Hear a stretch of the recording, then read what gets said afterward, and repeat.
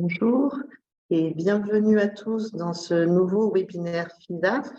Je suis Laurine Janicot, chargée de projet à la FISAF, et nous accueillons aujourd'hui Salomé Belmar, qui est chef de service à l'association APIR JSO. Bonjour Salomé. Bonjour, bonjour à tous. Et qui va du coup nous présenter un webinaire aujourd'hui sur donc la scolarisation des élèves sourds utilisant la langue des signes française, qui est donc un exposé sur le résumé du mémoire de recherche rédigé dans le cadre du master scolarisation des élèves à besoins éducatifs particuliers. Un master du coup soutenu dans la matière des sciences de l'éducation.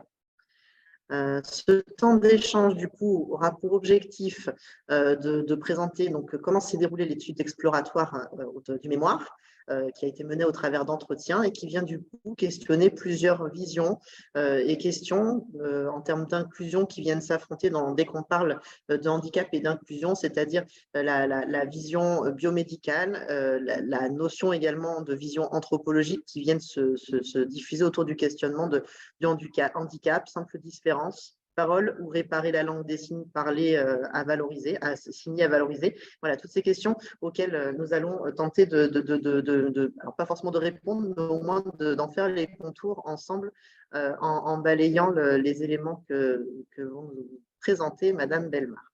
Et donc, sans transition complémentaire, je vous laisse la parole et je vous souhaite à toutes… Ah si, pardon, j'ajoute quelques notions de règles de suivi pour le webinaire. Donc, vous avez en bas de votre écran deux onglets pour pouvoir poser vos questions, parce qu'il y aura un temps d'échange à l'issue de la présentation. Privilégiez plutôt l'onglet Q et R, donc questions et réponses, qui est le plus simple, on va dire, pour la transmission des questions, mais vous pouvez également les mettre dans l'onglet discussion et elles seront répondues à la fin. Voilà. Merci beaucoup.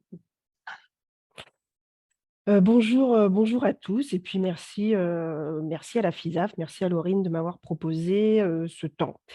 Ce temps, en fait, pour échanger avec vous et pour vous présenter, donc j'ai un peu le trac quand même, ça fait un peu grosse soutenance de mémoire, ça me ramène en 2021, mais ce thème de la scolarisation d'élèves sourds utilisant, c'est pas un mot choisi par hasard, donc j'expliquerai ultérieurement pourquoi ce mot est choisi, utilisant la langue des signes française.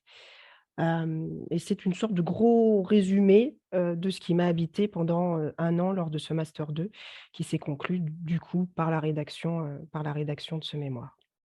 Hem, donc je vais un petit peu me présenter. Je suis de formation professeur spécialisé pour jeunes sourds, le diplôme du CAPEJ, et puis depuis 3 ans et demi, chef de service de l'action pédagogique de l'Institut régional pour jeunes sourds dans le Loiret, de l'association Tandem, donc à Pierre-Gessot-la Couronnerie, nouvellement Tandem.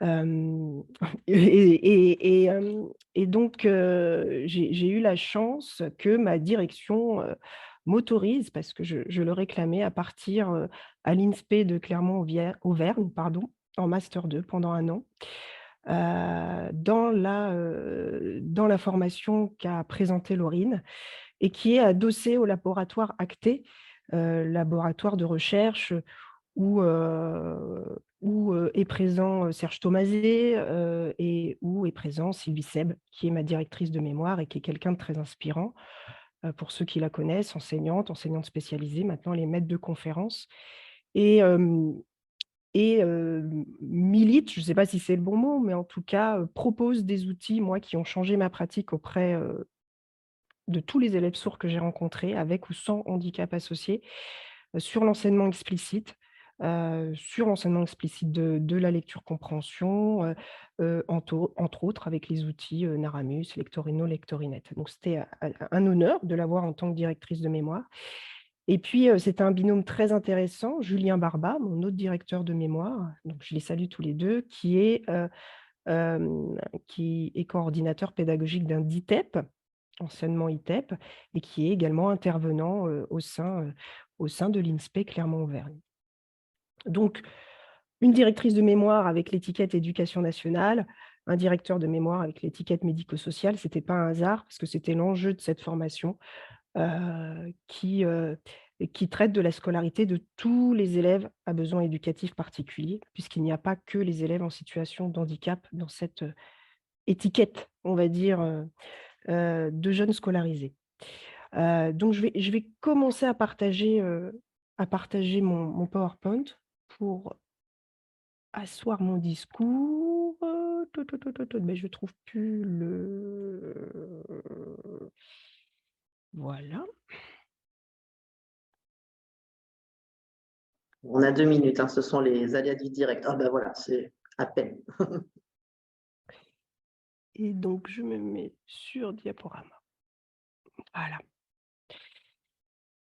Voilà. Donc j'ai soutenu ce mémoire en septembre 2021. Donc je tiens à préciser que les diapositives, j'aime pas les diapositives lourdes, mais elles vont être un petit peu lourdes parce que ça me tenait quand même à cœur de montrer certaines citations qui ont composé, mon mémoire, de montrer les verbatim, les données recueillies, donc j'espère que ça va pas être indigeste. Et puis c'est ce que je disais, à Laurine avant qu'on se connecte. Mon objectif en faisant cette formation avec ce nouveau poste de chef de service, c'était, vraiment de sortir, de convictions, en fait. J'avais l'impression que j'avais des convictions concernant la scolarité, des élèves sourds, et c'était un petit peu de faire une table rase et d'être dans une posture, en tout cas, plus, cohérente. Voilà, c'était un peu ma démarche. Donc pour les personnes qui sont dans le milieu de la surdité, je disais tout à l'heure à Laurine, bah, ils vont rien apprendre, mais en tout cas, pour moi, l'enjeu, c'était de faire une table rase, comme je vous le disais, puis peut-être de réenclencher des échanges et une posture que je n'avais plus, en tout cas, dans ma pratique. Hem, donc le sujet, tiré avec mes 2 directeurs de mémoire, est parti de l'observation, en fait, de l'effectif, de jeunes sourds scolarisés en milieu inclusif.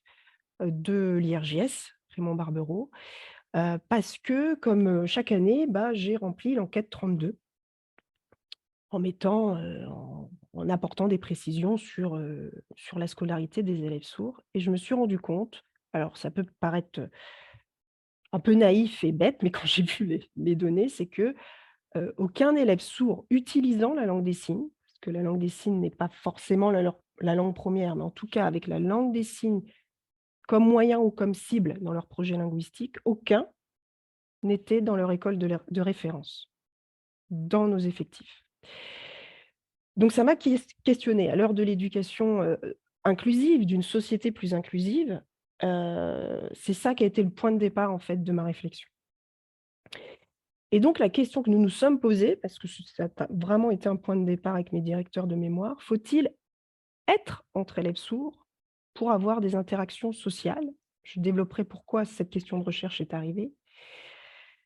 Et qu'en disent-ils? Parce que, il m'était extrêmement important de donner la parole aux personnes concernées, donc à des jeunes sourds. Reformulation, on va dire, de cette question de recherche, sous-jacent: le regroupement entre pairs sourds constitue-t-il en fait un facteur qui va favoriser les interactions sociales en milieu scolaire? Alors, pour un petit peu plus, rendre explicite d'où est venue cette question de recherche, c'est, comme je vous le disais tout à l'heure, bah, le fait que dans nos effectifs, hein, je ne généralise pas du tout, je pense que ça sera après présent dans la partie échange avec vous, je généralise pas, je suis partie vraiment de données qui ne concernent que notre effectif et de données en plus de 2019, mais où, en regardant les parcours de scolarisation des élèves sourds qui utilisent la langue des signes, aucun, à l'IRJS, était dans son école de référence. Hem Après, je me suis penchée sur les textes législatifs. C'est-à-dire que, les textes, que proposent-ils? La loi, de 2005, reconnaissait aux familles, en fait, d'enfants sourds le droit de choisir entre une communication bilingue, français écrit LSF, ou une communication en langue française orale, et le rapport annexé de 2013 hem, énonce en fait des priorités qui concernent la scolarité, des enfants sourds, et donc ce choix de parcours scolaire, il y a un choix de parcours scolaire, donc une reconnaissance, et parmi les possibilités de scolarisation, sont citées l'école de référence, sont cités les dispositifs ULIS, les unités d'enseignement externalisées et les pôles d'enseignement de jeunes sourds. Et je me suis dit qu'en regardant les textes sur ces 4 propositions, on a quand même 3 qui sont des formes de regroupement. Pas forcément au sein d'une classe de référence, mais au moins, à un moment donné, fatalement dans le parcours de ces élèves, de ces jeunes, fatalement un regroupement dans des établissements. Et là, je me suis dit: «Je suis en cours, j'essaie de faire table rase». Je suis en plus avec des directeurs de mémoire qui disent, «C'est le droit commun, c'est l'école de quartier, les élèves sourds ne sont pas un cas à part, c'est ça qu'il faut viser». Et en même temps, en regardant les textes, en essayant d'être le plus neutre possible, je me dis: «Sur 4 propositions, on a quand même 3 qui sont en quelque sorte des regroupements, d'élèves sur des lieux». Et donc je me suis dit: Il y a quand même un paradoxe à l'ère de la scolarité, à l'heure pardon ou à l'ère d'ailleurs de la scolarité inclusive. Est-ce que c'est pas un paradoxe apparent, en fait, ces regroupements? Donc du coup, mon mémoire, est constitué d'un cadre contextuel, où j'ai commencé un petit peu à déblayer avec, par exemple, les textes législatifs, puis un cadre théorique. Hem, Où j'ai essayé pareil d'être, neutre, hein, dans mes choix d'articles, mais bien sûr je ne les ai pas tous parcourus, mais où en tout cas la vision, un peu dichotomique, hein, qu'on va retrouver dans son choix de communication qu'il faut opérer pour le parcours, scolaire d'un élève sourd. Dans beaucoup d'articles, ressortait quand même cette vision médicale de la surdité et une vision plus anthropologique, plus culturelle de la surdité. Moi, je pensais que ce côté, gestuel, oraliste était un peu dépassé, en tout cas culture sourde, pas que la culture sourde soit dépassée, c'est pas du tout ce que je dis, hein, loin de moi, mais en tout cas dans ma recherche, je pensais pas que ça allait, énormément ressortir et en tout cas dans les articles, c'est quelque chose qu'on retrouve énormément, cette histoire de culture sourde. Donc, je développerai, tout à l'heure. Donc là, je vais vous montrer ces 1 données, hein, c'est les premières données utilisées, dans ce mémoire, les données, de l'IRJS en janvier 2019 où, vous avez 3 couleurs. Donc la couleur vert foncé, ce sont les jeunes accompagnés, par le CEFS-CEFIS de l'IRJS, c'est les jeunes dans leur école de référence. En vert clair, les jeunes, scolarisés dans un dispositif ULIS. Et en bleu, les jeunes de l'IRJS scolarisés au sein de l'unité d'enseignement externalisé. Il n'y a pas de bleu dans la maternelle. Après, l'autre axe, c'est les niveaux de scolarisation, hein, maternelle, élémentaire, collège, lycée, CFA et puis CNED. On avait un jeune en CNED, suivi par le CNED. En maternelle, il n'y a pas de bleu, il n'y a pas d'unité d'enseignement externalisé représentée puisque l'agrément est à partir de 6 ans. Donc là, il y a une explication logique.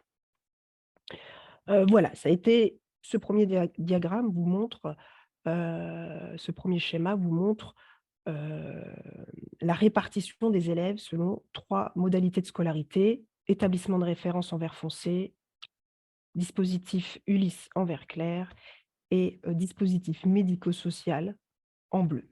Là, on est d'accord que je me focalise que sur les jeunes qui sont dans un environnement inclusif, hein, qui ne sont pas scolarisés en unité d'enseignement internalisé. Après, bah, ce sont des données quantitatives, je le précise, hein, dans le titre, que je trouve dans les projets personnalisés, dans les GEASCO. Voilà la source. Et puis ensuite, le but, c'était de corréler, ces lieux ou ces types de scolarisation avec leurs modalités linguistiques. Et c'est là que le 0 que vous voyez dans la colonne de droite, m'a sauté aux yeux. Première ligne, nous sommes, sur les jeunes qui sont scolarisés dans leur école de quartier. 57 sont en modalité orale, 0 sont en modalité linguistique avec langue des signes. Deuxième ligne, dispositif particulier de l'éducation nationale, 4 en modalité orale, 6 en langue des signes et au sein de l'unité d'enseignement externalisé, en modalité orale 12 et en langue des signes 29. Donc sur 108 jeunes, toutes ces données regroupent 108 jeunes scolarisés en milieu ordinaire, 73 sont en milieu oral, 35 sont en modalité en langue des signes et les 35 sont dans des dispositifs particuliers. Voilà, donc c'est ça qui m'a sauté aux yeux et encore plus, je dirais, à mes directeurs de mémoire ou à la promotion, à ma promotion qui n'étaient pas du milieu de la surdité. Alors, je tiens à préciser que derrière l'unité d'enseignement externalisé, on n'y met pas forcément tous la même chose et ça a été, le sujet d'échanges avec mes directeurs de mémoire. C'est-à-dire que pour eux, l'unité d'enseignement externalisé, c'est les moments où les élèves sont en classe spécialisée. Donc là, entre nous, on va se mettre d'accord sur ce que ça regroupe. C'est vraiment comme le dispositif ULIS, la dispositif UE. Hem, Ça peut être autant, des élèves qui sont au sein de leur classe de référence que des élèves qui sont en classe spécialisée, mais toujours dans un établissement, heu, ordinaire, enfin de l'éducation nationale. J'espère que je suis claire, hein, surtout, faut pas me laisser dans quelque chose de trop flou. Ensuite, donc là, c'est une représentation, différente, hein, qui peut être plus visuelle, envers les élèves en modalité linguistique orale, en bleu, avec langue des signes et on voit que, dans la partie de gauche, école de quartier, aucun, n'est en modalité linguistique avec la langue des signes. Là, j'ai essayé de creuser plus loin. Les schémas sont numérotés, c'est les mêmes numéros que dans mon mémoire, hein, donc forcément là, il peut y avoir des incohérences, c'est normal. Là, vous avez une autre représentation de mes données où, au sein de l'unité d'enseignement, donc ça ne concerne exclusivement les élèves en unité d'enseignement, combien de temps ils passent au sein de leur classe de référence et j'ai corrélé le temps passé au sein de la classe de référence avec leur modalité linguistique. Donc en vert clair, nous sommes avec les élèves sourds oralisant exclusivement en français oral, heu et en vert foncé, les élèves sourds avec de la langue des signes. Tout en haut, ce sont les élèves qui sont à temps plein au sein de leur classe de référence, donc il y en a autant en modalité orale qu'en modalité signée. En dessous, on a la modalité plus de 2/3 de mon planning, de mon emploi du temps hebdomadaire au sein de la classe de référence. Donc là, on voit que, il y a beaucoup d'élèves, en langue des signes, moins en modalité orale et en bas, les élèves qui passent moins d'un mi-temps en classe de référence, c'est-à-dire mi-temps classe de référence et mi-temps, je suis toujours, au collège ou dans mon école, mais en classe dite spécialisée. Là, on a autant ça se maintient sur les élèves sourds signants et la proportion d'élèves sourds oralisants diminue. Donc ces données montrent la forte proportion, ça c'est une première conclusion, hein, possible, d'élèves sourds oralisants qui fréquentent leur classe de référence à temps plein. 75 des élèves sourds oralisants, heu contre, versus, hein, 31 des élèves sourds avec la langue des signes. Hem, Ensuite, j'ai aussi, heu, mis dans mon mémoire, en fait, et ainsi corrélé, et comparé mes données, avec, certaines données que nous pouvons trouver dans le rapport du Conseil scientifique de l'éducation nationale, qui est assez récent, de 2021, où il cite, parmi les 7 700 élèves sourds scolarisés au sein d'établissements ordinaires, 68 sont exposés à la langue française orale seule, 14, français oral avec LPC. Donc voilà, on est sur, une grande proportion et 18 à la langue des signes. Moi, dans mes données, quand je dis modalité orale, effectivement, il y avait code LPC ou sans code LPC. Moi, je me suis vraiment focalisée sur la langue et pas sur le code, adossé à la langue. Au sein des dispositifs, médico-sociaux, 63 sont exposés, à la langue des signes. Donc ça, je trouvais que c'était important, de se le garder en tête. Donc ça a été une intro un peu longue, mais une intro un peu pour planter le décor, de ce mémoire d'initiation à la recherche. À partir de l'état des lieux chiffré en France, que j'ai plus décrit dans mon mémoire, à partir de ces textes législatifs que j'ai trouvés naïvement, je ne vais pas dire paradoxaux, mais presque, en me disant: «Mais il y a beaucoup il y a quand même une sorte de pas de préconisation, mais en tout cas de volonté quand même de regroupement pour un certain type de profil, à l'heure du droit commun, à l'heure de l'école de référence comme lieu scolaire privilégié». Ce qui m'amène à penser, bah, le rôle de l'environnement, hein, dans ma formation et puis dans nos quotidiens, hein, c'est-à-dire l'environnement qui doit s'adapter à, en tout cas, l'interaction entre la personne concernée et l'environnement. Ce qui m'a quand même ramené à cet aspect culturel, anthropologique de la langue des signes qu'on ne peut pas nier. En tout cas, dans les lectures que j'ai faites, elle est pas niée, elle est discutée, échangée.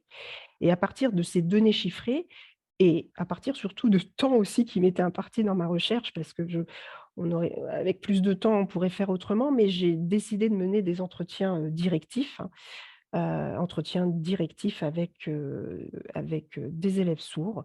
7 entretiens menés.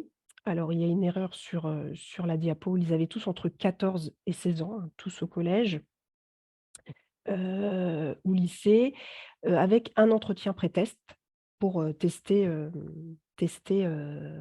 mon questionnaire. Je l'ai complété, c'est pas les grosses données de mon mémoire. J'ai complété par un questionnaire envoyé, à des enseignants partenaires, de l'IRJS, autant dans la modalité, ambulatoire, service, CESAD, autant dans la modalité unité d'enseignement, pour recenser avec eux les pratiques et surtout s'ils voyaient des leviers et des freins, dans la scolarité des élèves sourds, avec lesquels ils avaient travaillé. Cette diapo pour vous montrer, l'organisation, de ces mémoires, où la première partie, était de décrire la surdité, donc ça je vais pas le faire ici, sous l'aspect, handicap sensoriel. Ensuite peut-être, un un titre semi-provocateur, la surdité, un handicap. C'est là où, on aborde tout cet aspect, culturel. Et puis au-delà de cette dichotomie, hein, c'est un mot qui revient souvent dans nos mémoires, dichotomie, clivage, enfin, c'est aussi, ce qu'on j'ai pris aussi, tout ce que j'ai pu trouver dans la littérature scientifique. Est-ce qu'il n'y a pas une vision complémentaire de la surdité, «à avoir» entre guillemets? Et puis ensuite la partie 4, on passe, plutôt dans la partie, des verbatims, de mes résultats de questionnaire, d'entretien, à partir, pardon, de la partie 5, avec méthode, recueil de données, où je repose la problématique, question de recherche et puis, ça se termine comme tout mémoire sur la discussion et conclusion perspective. Voilà. Donc un peu pour, reprendre le fil conducteur parce que je me perds beaucoup, je parle beaucoup, donc j'espère que ça reste clair. Hem, à travers tout ce que j'ai pu vous dire, mes questions, c'était: quelles sont les raisons qui sous-tendent, en fait, ces modalités collectives de scolarisation? Est-ce que ces groupements, même si c'est pas au sein d'une classe, je le répète, mais ça peut être au sein d'établissements pour garantir un parcours en termes de moyens, ça on est d'accord, mais est-ce que ces regroupements, ils apparaissent comme une prévention d'exclusion sociale ou comme une forme de ghettoisation fondue en milieu ordinaire? Voilà, c'est un peu ces questions-là qui nous a habités dans ce mémoire. Est-ce que ça constitue d'ailleurs, ces regroupements, est-ce que c'est des scolarités qui constituent une demande spécifique de l'élève et des familles? Est-ce que ces regroupements constituent, ils un frein ou plutôt un levier pour les interactions sociales, des élèves sourds signants? Hem, donc la partie, je ne vais pas dire, dichotomique, mais on va en parler de cette partie, sourd. Alors vous voyez, j'ai mis les sourds, après, j'ai mis les sourds avec un F majuscule parce que j'ai bien aimé, il y a un auteur, je retrouverai, tout à l'heure, qui décide de parler des sourds qui ont une vision culturelle, en fait, de la surdité, qui vont être dans la langue des signes. Il les, il l'écrit avec un S majuscule et ça, je l'ai réutilisé dans mon mémoire parce qu'il y a tellement une diversité de sourds. Donc quand il parle des sourds version anthropologique, version, culturelle, hem, utilisant et revendiquant la langue des signes comme langue première, il va, utiliser, la terminologie écrite sourd avec un S majuscule et puis moi, j'ai rajouté des sourds parce que forcément, on ne parle pas, de tous. Donc dans mes écrits, comme je le disais et bien, cette alors je sais pas comment dire, cette opposition, cette description, d'oraliste et gestualiste, ça ressort et ça ressort, avec l'histoire que beaucoup d'entre vous, connaissent, hein, sur, l'éducation des jeunes sourds où la langue des signes était interdite après le congrès de Milan, fin 19e siècle, et où dans l'histoire de l'éducation des jeunes sourds, il y a toujours une concurrence entre je parle ou je signe. Et Mottez, en 2006, qui est cité dans un article de Burga qui date de 2015, parle même de génocide culturel. Il y a, dans beaucoup d'écrits des termes, hein, des termes qu'on attribue voilà, à d'autres minorités, ethniques ou culturelles, qu'on attribue à aux sourds, S majuscule, hein, j'entends. Hem, Génocide culturel. Il y a aussi, j'ai vu, dans un autre écrit plus récent de Lacube de 2002, qui lui est dans voilà, qui écrit que les bébés signes ou faire de la langue des signes une langue, qui pourrait être accessible à tous, c'est une aberration puisque quand même le but, c'est qu'ils parlent et c'est, d'éradiquer la surdité. Il employait le terme «éradiquer la surdité». Vous voyez, une terminologie forte qu'on peut mettre du côté, anthropologique et culturel. Là, la citation que j'ai choisie en bas, c'est un roman écrit par, son roman en 2010, voilà, d'un homme qui maintenant a la quarantaine d'années, mais qui parle de cette époque où, la langue des signes n'était pas autorisée dans les classes et donc je le cite: «Je change de classe plusieurs fois, mais les professeurs ont tous la même méthode, parler, parler, encore parler, comme si on demandait aux aveugles d'apprendre les couleurs de l'arc-en-ciel toute leur scolarité». Cet aspect de parler, contre nature, de voir la surdité comme, quelque chose en moins, en fait, comme d'écart à la norme. Et Dagneau, en 2016, dans son article, heu, voilà, pose cette question-là, met en avant cette vision culturelle qui, à l'heure d'une société plus inclusive, on peut se poser cette question: est-ce que cette vision, culturelle de la surdité, bah, ça écarte obligatoirement cette notion de déficit? Est-ce que cette mise en avant culturelle, ça constitue une poudre aux yeux, qui, éclipse le handicap et le déficit et cette chose en moins, hein, cette notion du moins? Hem, Là, j'ai repris des symboles de la surdité. Bon, voilà, la figure 2, symbole international de la surdité, donc c'est l'oreille barrée, vous la connaissez. Après, en 2020, le symbole de l'International Week of This, j'ai un superbe accent en anglais, notez-le, où là, ce sont les mains, qui sont mis à l'honneur et la figure 4, l'affiche de la journée mondiale des sourds en 2014 où là, c'est l'oreille qui n'est pas barrée, mais c'est l'oreille. Alors pourquoi je je parle de ça? Parce que même ces pictogrammes, représentations, images de la surdité, bah, vous voyez que lorsqu'on montre les mains, on ne montre pas du tout la même chose que lorsqu'on montre une oreille et encore autre chose que lorsqu'on montre en fait une oreille barrée, quoi. Et ça me fait penser à une anecdote, d'une camarade de promotion, pendant mes 2 années de formation, de professorat, sourde, oralisante, qui me dit: «J'en ai marre qu'on me représente par une oreille barrée parce que je ne suis pas qu'une oreille».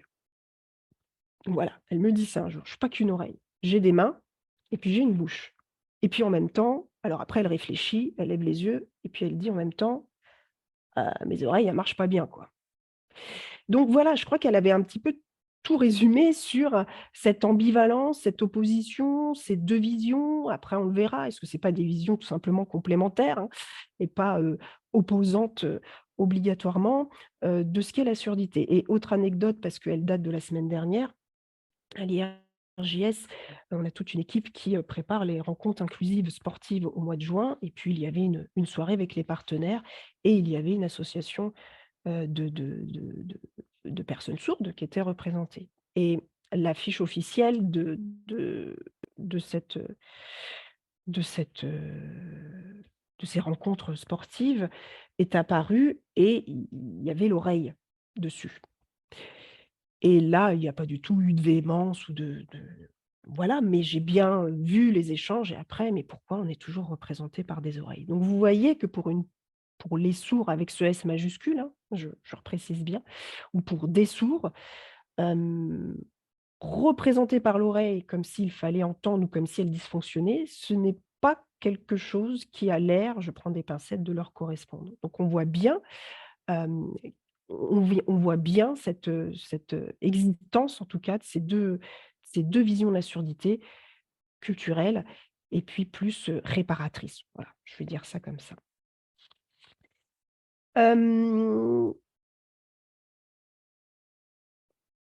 dans mes mémoires, je me fais même le lien avec, le symbole du fauteuil roulant, en fait, pour le symbole de l'handicap. C'est-à-dire, voilà, qu'est-ce qui est derrière? Comment représente-t-on l'handicap sensoriel ou l'handicap cognitif quand ce symbole connu, concerne uniquement l'handicap moteur? Voilà, donc mothèse, là, je vous laisse comme ça sur les diapos, les articles, les auteurs, que vous retrouvez dans le mémoire, qui parlent de communauté culturelle sourde, et le capitaine, voilà, reprécise: «Les personnes qui présentent une déficience auditive constituent une mosaïque d'individus singuliers et qui sont parfois susceptibles de se retrouver sur un plan sociologique, culturel, dans des groupes d'affinité ou identitaires». Voilà, il y a le terme identitaire aussi et hem et est très présent. Voilà, donc là, on est encore sur, cette vision culturelle et sur du coup la langue des signes qui est pas juste, un code trouvé pour personnes, avec un handicap. Elle est pas, elle est pas, perçue ou décrite comme ça. Depuis 2005, c'est l'autre langue officielle, en France et elles sont porteuses, je le répète, hein, qu'on le veuille ou non, les langues des signes sont porteuses de messages politiques, qui marquent des revendications à une appartenance linguistique, à une communauté de sourds, voilà, c'est Gaucher qui emploie ce S majuscule, qui se détachent pour certains, qui réfutent la notion du handicap. Parce que les langues des signes matérialisent ce quelque chose en plus et non plus ce quelque chose en moins. Et du coup, ce mouvement social, hein, qu'on a appelé le réveil sourd dans les années 70, je crois, bah, ça a apporté une nouvelle définition de ce qu'est être sourd. C'est ce que dit Matteux, en 2017. Et hem et je cherche un peu dans mes notes, je comble. Pourquoi il y a 2 flèches? Les flèches, ça me fait penser, à des anecdotes. En avril 2021, on était conviés avec des familles, l'équipe de l'IRJS, à un échange avec des familles de jeunes sourds, et il y avait des familles qui témoignaient auprès d'autres familles. C'était en avril 2021. Alors pourquoi je vais prendre ces anecdotes-là? Parce que quand on entend, que ce côté culturel sourd ou réveil sourd ou identitaire sourd, c'est des choses anciennes, je me dis: «Non, ces enjeux-là et qui passent fatalement par ce choix linguistique, ils sont ça c'est le quotidien, en fait, de beaucoup de familles et de beaucoup de parcours». Et hem, là, il y a le témoignage d'une famille qui a choisi la langue des signes pour, comme langue, pour leur fille.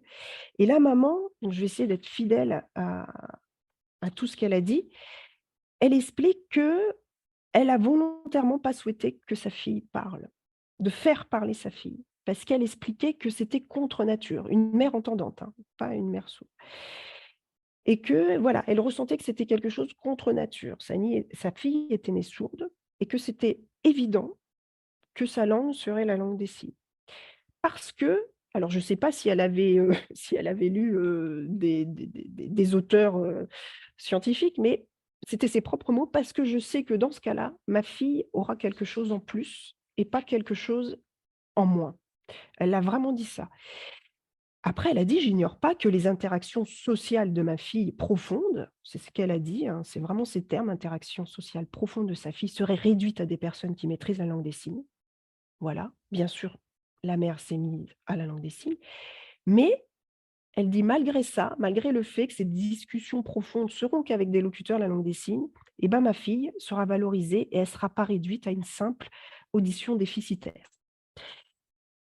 Voilà, c'est comme ça que cette famille avait bâti, en tout cas cette mère avait bâti, l'identité, en tout cas de sa fille comme être social, et elle déclare que sa fille s'ancre dans une culture et que pour elle, alors c'était encore plus fort, là je la cite: «La culture annulait le handicap». Une culture qui annule le handicap. Donc pour moi, cet exemple, ça illustre totalement, les ancrages théoriques, hein, que j'ai pu faire dans mes lectures sur cette ambivalence, en fait, de la surdité, hem et de cette identité de culture sourde. Et puis l'autre exemple, l'autre flèche, c'est qu'à la même, au même événement, hein, d'avril 2021, une autre mère de famille avait choisi, elle, l'oral. L'oral en plus à travers, la méthode, AVT, hein, Auditory Verbal Therapy. J'ai aussi encore un très bel accent anglais, qui explique que son parcours en disant: «Notre but premier, c'était de réhabiliter l'audition et la parole le plus précocement possible». Voilà, et par l'oral seul, seul, seul, seul, sans ajout visuel, hein, ni même MPC. Parce que pour eux, l'objectif était une inclusion sociale la plus optimale, pardon, et que pour elles, une vraie société inclusive, c'est une société dans lequel on s'inclut dans la norme et la norme est entendante. Hem, donc voilà, là, c'est une vision portée sur l'ouïe, la parole, heu tournée vers une culture, existante, qui est une culture entendante, et pas d'identité, particulière de sourds. Hem, Là, je recite, alors page 16 de mon mémoire, c'est pour, un moyen mémotechnique pour moi-même. Heu, Ces mouvements de regroupement, alors je vais repréciser dans cette citation ce qu'est ces mouvements de regroupement. Les mouvements de regroupement, c'est, lorsque les sourds, n'ont pas eu la possibilité d'utiliser les langues signées dans leur formation, dans leur scolarité, des regroupements se sont créés à l'extérieur, et donc la Chance et Dal Nazebi en 2008 disent que ces mouvements de regroupement de personnes sourdes, étaient là pour permettre une transmission culturelle des manières de faire, et que forcément elles ont été nécessaires, pour faire exister une image positive de la surdité. Il y avait eu une sorte d'interdiction, hein, de la langue des signes, c'est pas une sorte, c'est une interdiction de la langue des signes. Comme dit Mottez, c'est une sorte de génocide, et donc pour, ravoir une image positive de la surdité, cet aspect regroupement, cet aspect culturel, cet aspect linguistique, s'est créé à travers cette interdiction. Je vous redis tout au fur et à mesure, du coup, toutes ces questions, hein, qui constituent le fil conducteur de ma problématique de recherche. C'est: est-ce que être entre sourds, là je franchis dans ma réflexion une petite étape, ne serait-il pas un moyen de favoriser les interactions sociales et donc d'éviter, autant que possible, des phénomènes d'exclusion ou d'isolement? Ça veut dire, donc là je reviens à notre domaine, la scolarité, les parcours scolaires en milieu inclusif, est-ce que le fait qu'ils soient ensemble, alors qu'on peut penser, en tout cas c'est ce que me renvoyaient mes directeurs de mémoire, à l'INSPE, alors que bon, les regrouper, c'est franchement pas, le droit commun, hein. S'ils sont à 40 minutes de chez eux, s'ils doivent aller en internat, si c'est pas ça la scolarité inclusive, mais est-ce que paradoxalement, à travers là tout ce qu'on se dit, être regroupé, ce n'est pas un moyen, de ne pas être isolé socialement? Et donc ne serait-ce pas une réponse de l'environnement, puisqu'on a une ère où l'environnement, en interaction avec la personne, doit trouver des réponses pour, lever des difficultés, des impossibilités, des incapacités. Est-ce que ce ne serait pas une réponse, à l'environnement, hem, d'inclusion, en fait, paradoxalement, ces regroupements? Donc la suite de ma réflexion, va se porter, dans cette notion d'interaction entre, l'environnement et la personne. Voilà, j'espère que c'est clair et donc du coup, la culture sourde, elle lutte-t-elle, hein, contre l'exclusion sociale? Et Gaucher et Lachance écrivent qu'au-delà de la langue, la culture sourde contiendra en elle-même des solutions à des problèmes d'adaptation. Donc c'est ce que j'appelle moi un peu le paradoxe de départ, dans, qu'on peut penser dans cette société inclusive. Donc, au-delà d'une dichotomie des mondes, hein, dichotomie des mondes, ce que j'appelle dichotomie des mondes, c'est d'un côté je parle, d'un côté je signe, d'un côté il y a un choix linguistique à faire. En plus, les textes disent hein, qu'il faut qu'on choisisse quand même. La langue des signes masque-t-elle socialement l'impact linguistique de la surdité sur le français? On peut se poser cette question. Malgré sa reconnaissance officielle, la langue des signes est-elle considérée comme un frein à l'autonomie? C'est une question aussi que Le Capitaine, en 2009, pose.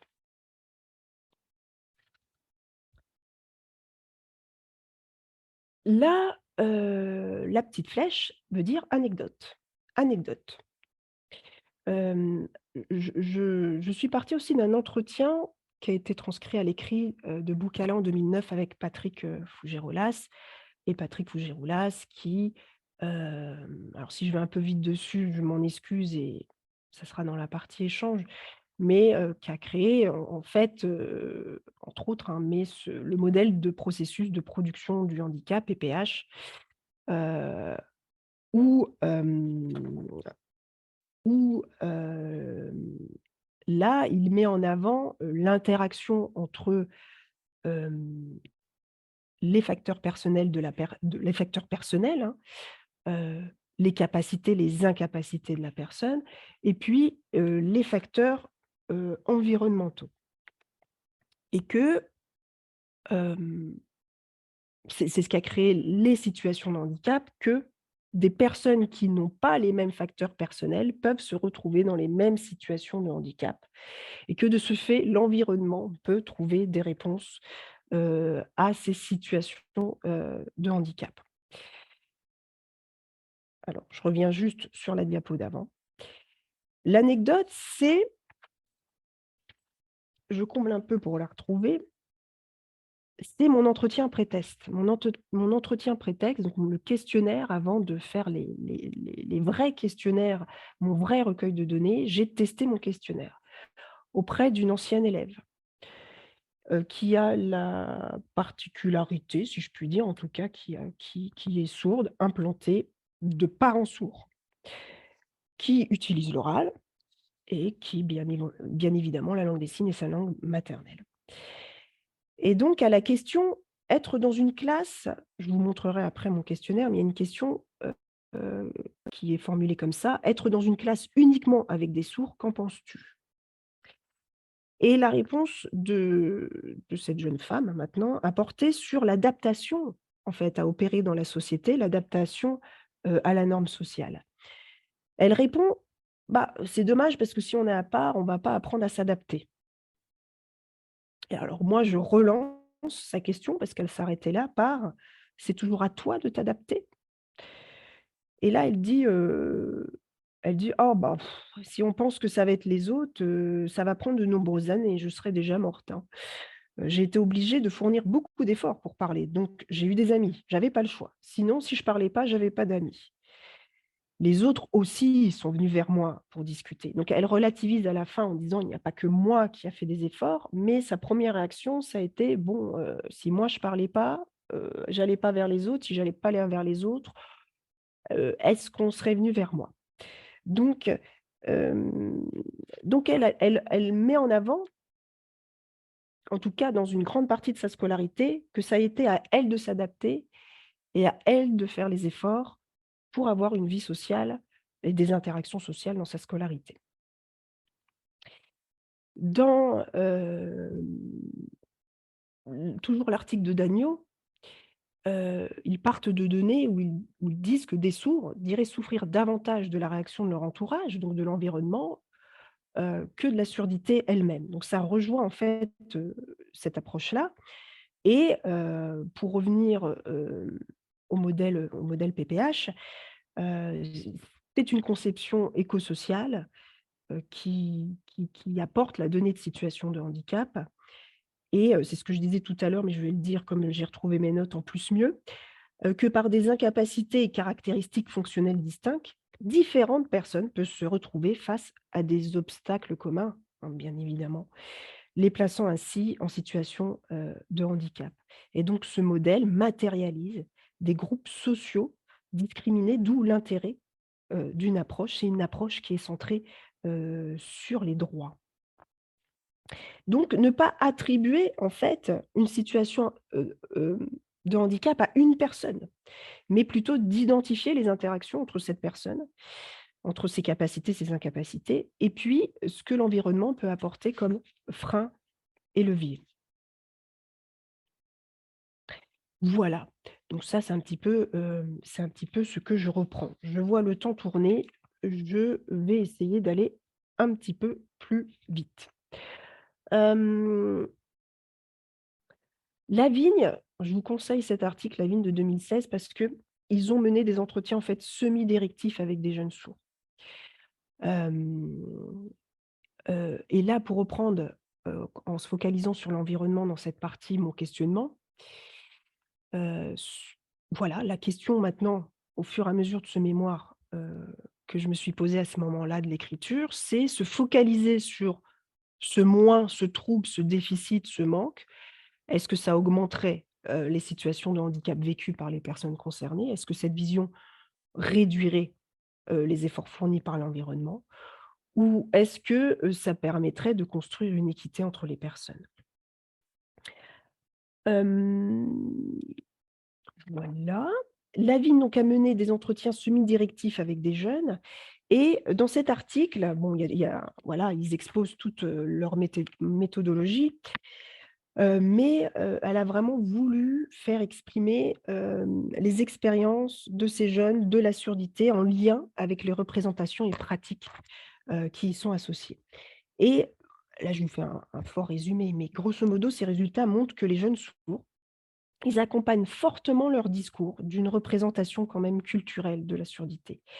Ils n'imputent pas du tout leurs difficultés à un déficit qui est lié à la surdité, mais ils imputent leurs difficultés vraiment à un manque d'aménagement, dans leur parcours scolaire et plus largement dans leur vie quotidienne. Ça ressort beaucoup des jeunes, dans cet article. Bien sûr, ça, on se le garde en tête parce que ça amène, une autre dimension dans la surdité qui n'est pas juste une dimension communicationnelle, mais bien une dimension linguistique. C'est que 90 à 95 des enfants sourds naissent de parents entendants. La langue des signes, c'est une langue qui est à apprendre pour beaucoup.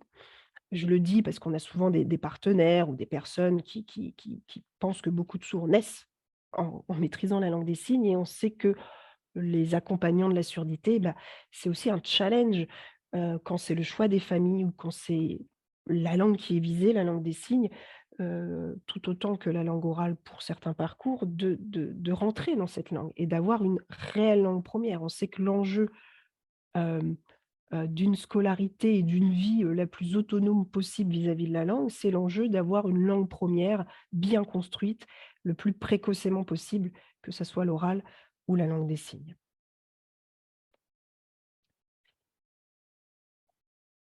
Avoir la langue des signes comme langue première, c'est une question posée dans l'article de Letcher et de ses acolytes. Est-ce que avoir la langue des signes comme langue première, ça favoriserait une scolarité adaptée, en fait, en contexte ordinaire? Ou au contraire, est-ce que c'est une entrave à l'inclusion scolaire? Est-ce qu'être un enfant sourd oralisant, alors là, on retourne un peu, la question, d'une façon peut-être un peu provocatrice, mais est-ce qu'être un enfant sourd oralisant, c'est la seule clé pour bénéficier d'une scolarité inclusive dans son établissement de différence? Et est-ce que c'est, Hem et après c'est pour ça, on va voir les données, des jeunes après. Est-ce que ça serait le choix d'un élève sourd qui utilise la langue des signes? Est-ce que ça serait son choix d'être seul dans son école, de référence? Alors là, je vais le passer, alors je passe un petit peu, je suis désolée, j'essaie de respecter un petit peu le timing. Hem, Là, ce qui me semblait, important, j'ai mis ALPC, c'est justement pour axer sur qu'il y ait un aspect communicationnel et un aspect sensoriel de la surdité, mais il y a cet aspect linguistique que je décrivais, hein, c'est-à-dire de construire le plus précocement possible, une langue stable.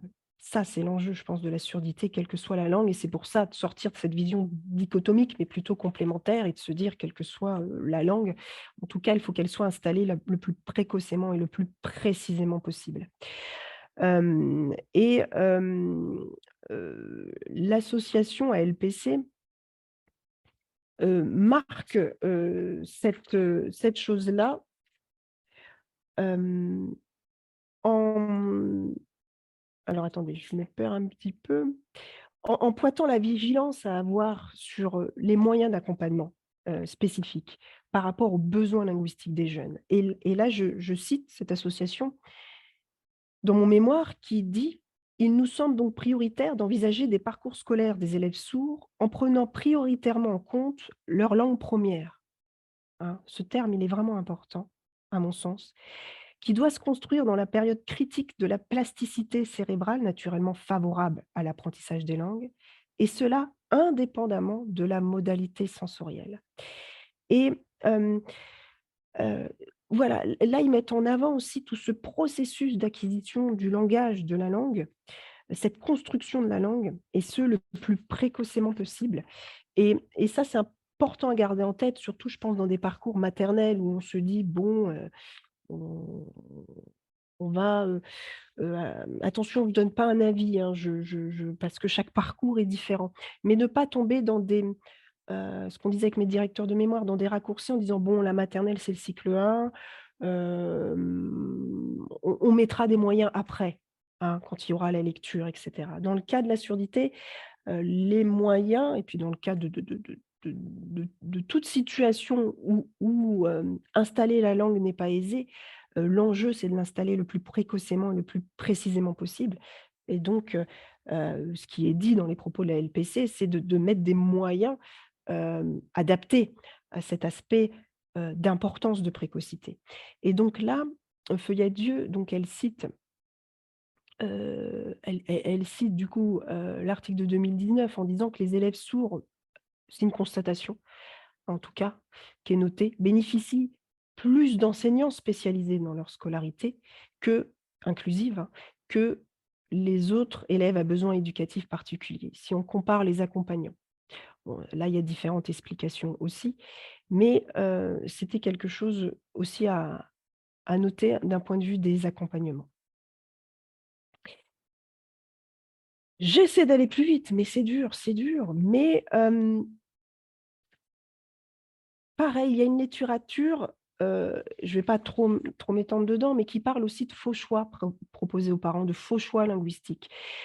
Hem, Cette sélection entre 2 communications, donc 2 parcours scolaires, est-ce que c'est un vrai choix? C'est ce que posent, plusieurs auteurs comme question, puisque pour eux, ils disent que ça serait un vrai choix si dans l'environnement, si dans les institutions, il y avait les compétences qui pourraient, dès le départ, proposer ces 2 choix, et que selon eux, on n'y est pas encore. Donc Ranou dit en 2017 dans son article que, pour lui, c'est une décision assez paradoxale et clivante qui est rendue, aux familles. Alors, ça, je vais un petit peu passer parce que j'en ai parlé un petit peu avant. Là, je me répète dans mes questionnements, hein. Est-ce que, ces regroupements, c'est un levier qui permet l'inclusion scolaire des élèves sourds qui utilisent la langue des signes? Utilisent parce que c'est pas forcément leur langue première, ou encore leur langue première, ou la langue des signes est plutôt un soutien à l'oral, mais en tout cas, sans langue des signes, l'expression et la compréhension est très, très altérée. C'est pour ça que j'ai préféré dire utilisant la langue des signes. Ou est-ce que ces regroupements, ça cache une sorte de ghetto social, mais ghetto social qui serait en réalité qu'une réponse à un aménagement environnemental insuffisant?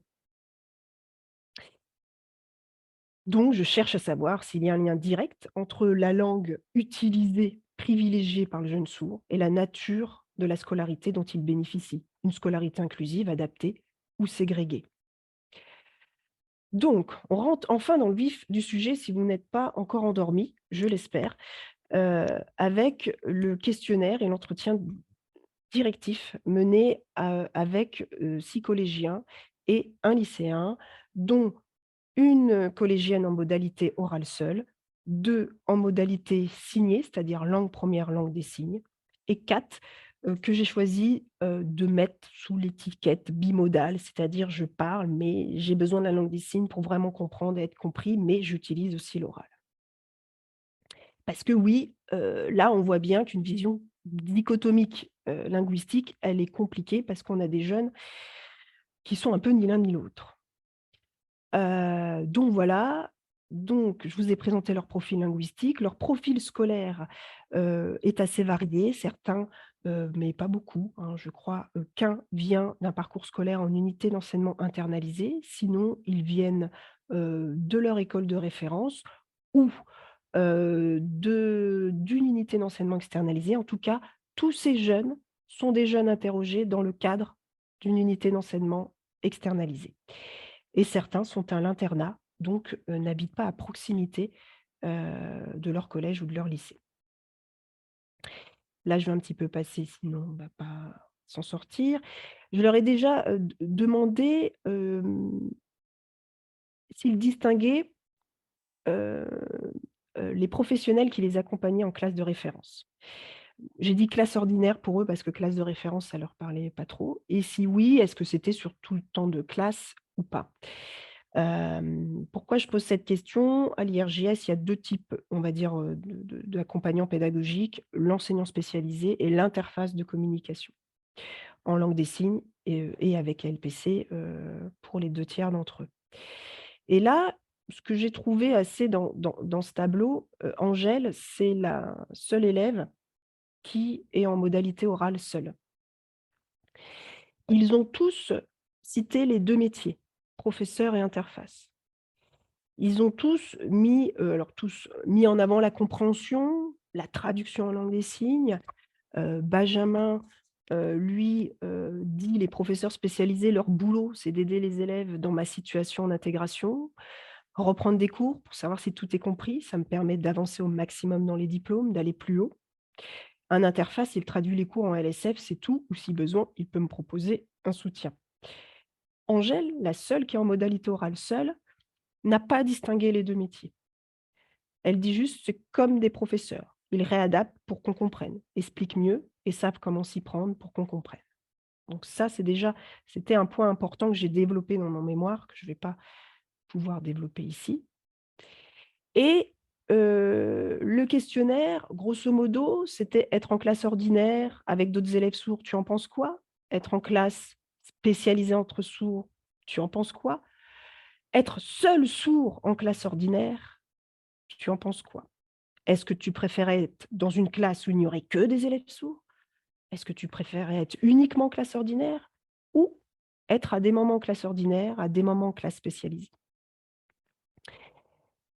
Donc là, vous avez un tableau, de tous les jeunes, et vous avez à gauche leur profil linguistique. Donc Angèle, toujours celle du haut, est en oral seule, et après nous avons de la bimodalité et nous avons 2 jeunes gens qui sont en LSF seuls. Et à la question: «Où préfères-tu apprendre? Où préfères-tu être élève en classe?» Là, je parle de la classe.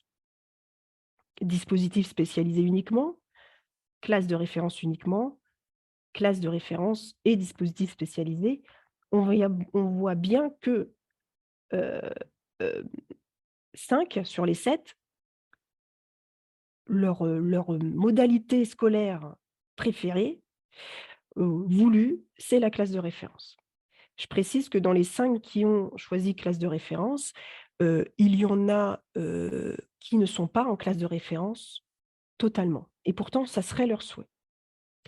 Les 2 qui mettent en avant qu'ils voudraient être donc Lilian veut être en dispositif spécialisé seule et puis Paola, un mix comme elle connaît. Voilà, c'est juste une constatation, c'est juste une lecture, hein, des données. Ce sont les 2 qui ont la langue des signes en langue première.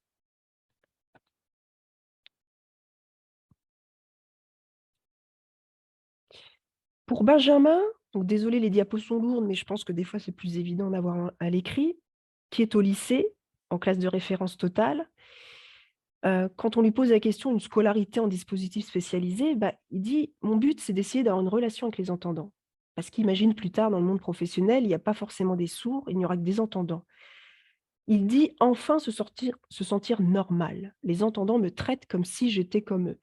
Voilà ses propos. Lilian, qui lui est en langue des signes seul, en tout cas en langue première, déclare vouloir être scolarisée avec d'autres élèves sourds parce qu'elle est au collège, s'est retrouvée des amis aussi, en plus d'apprendre. Qu'il n'a pas d'amis entendants et qu'avoir des amis, c'est discuter profondément avec eux et rigoler. Sinon, je serais isolée.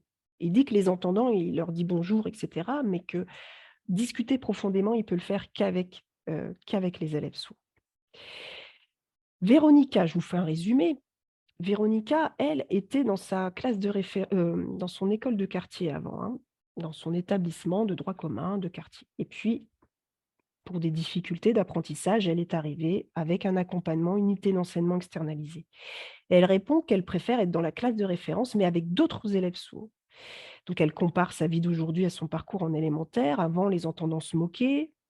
Là, il n'y a pas de moquerie, parce que elle trouve que le collège est habitué aux sourds.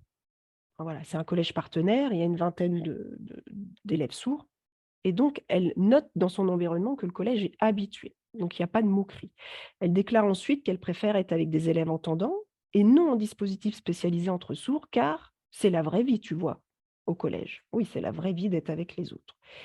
Et elle exprime qu'elle ne veut plus être la seule élève sourde dans sa classe de référence, que c'est trop dur pour moi, je ne communiquais pas. Par contre, elle ajoute que ses véritables amitiés, ce sont des jeunes sourds et qu'elle parle quand même relativement peu avec les jeunes entendants. Mais on voit bien que, en majorité, ils déjà, la totalité, ça j'ai oublié de le dire, la totalité, même les 2 élèves utilisant la langue des signes en langue première, veulent être dans un établissement ordinaire. Ils ne souhaitaient pas être dans un établissement spécialisé. Donc ça, c'est déjà très important. Sur les 7, on voit qu'il y en a 5, la scolarité idéale, c'est totalement dans la classe de référence. Et pourtant, même Véronica, qui va être que dans sa classe de référence, elle note qu'elle s'y voit pas seule et que ses amitiés et que sa communication, sa réelle communication, reste avec des personnes sourdes qui utilisent la langue des signes. Angèle, qui est qu'à l'oral, bah, répond que ça change rien à sa vie, hein, d'avoir d'autres élèves sourds en classe de référence. Elle exprime même le fait que ça la saoulerait un peu, hein, d'être au sein d'un dispositif spécialisé avec exclusivement des élèves sourds. Elle indique, hein, qu'elle ne se groupe pas vraiment avec eux, qu'il y a d'autres gens quand même que les sourds dans la vie, puis qu'elle aime bien quand ça change un peu. La vie, quoi? Voilà. Ensuite, à la question, parce que ils ne sont pas dans leur collège de secteur, aucun. Donc préférerais-tu être proche de ton domicile en étant le seul sourd dans ta classe ou éloigné de ton domicile avec d'autres élèves sourds dans ta classe? Il n'y a qu'Angèle qui a répondu que, bah, elle veut être proche de son domicile, hein, puisqu'elle n'a aucune plus-value à être scolarisée avec, d'autres élèves sourds, hein. C'est pas du tout, ses liens sociaux. Elle explique toutefois un dilemme entre la qualité d'apprentissage et et des accompagnements, nécessitant dans ce cas de ne pas être scolarisée dans son collège de secteur. Autrement dit, Angèle, elle dit: «Bah, non, je préfère moi j'ai aucune plus-value, aucun bénéfice à être avec d'autres élèves sourds. Par contre, dans mon collège de secteur, bah, il n'y a pas, d'enseignants qui font des reprises, il n'y a pas d'accompagnement spécifique et de ce fait, de toute façon, je l'ai essayé, ça ne fonctionnait pas très bien pour moi en termes d'apprentissage. Voilà, je préfère aller au collège pas loin de chez moi, même si je suis ici pour mieux apprendre. Je ne suis pas très proche, elle est à peu près une demi-heure, hein, du collège. Je suis obligée de me lever tôt, ce sont des contraintes, hein, elle explique, hein, c'est vraiment une contrainte, de collégien de ne pas être à côté de chez soi. Donc elle est partagée parce que des fois, ça te saoule parce que tu es sourd, Bah oui, parce que je suis sourde, je suis là, apparemment, je peux pas aller dans mon collège de secteur. Tu choisis pas ton collège, mais en même temps, j'apprends mieux.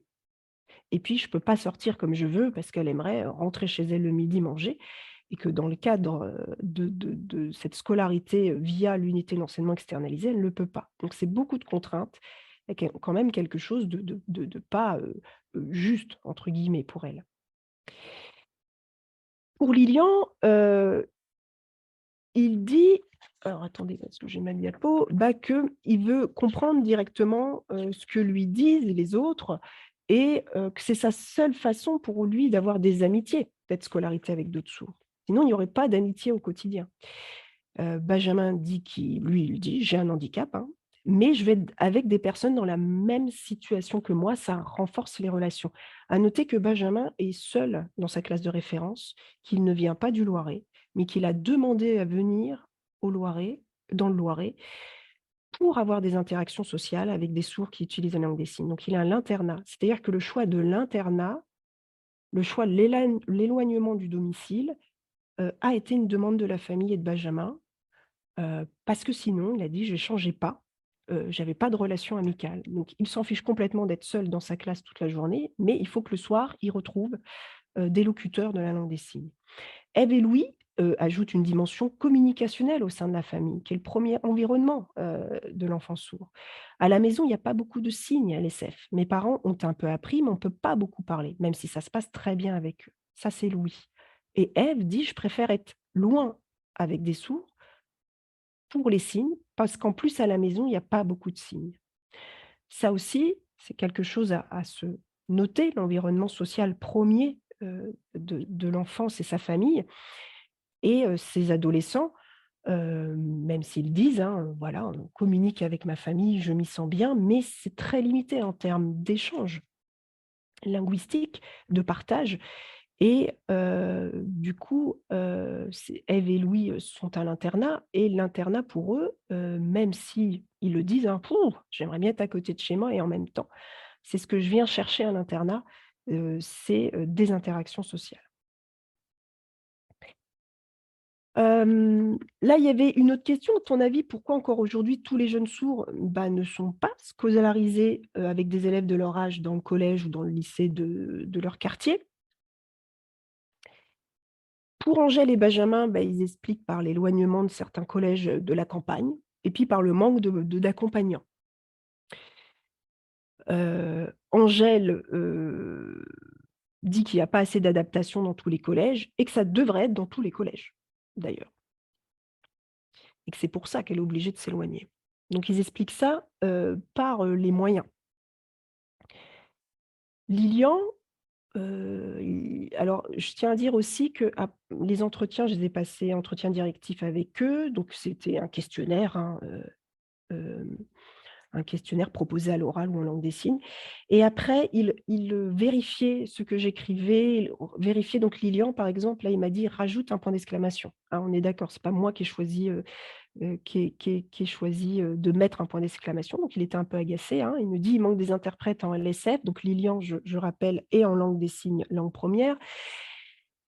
Il faut des groupes de sourds dans la même classe. On voit qu'il y a un côté, c'est ce qu'on disait, pas militant, mais qui revendique la place de la langue des signes.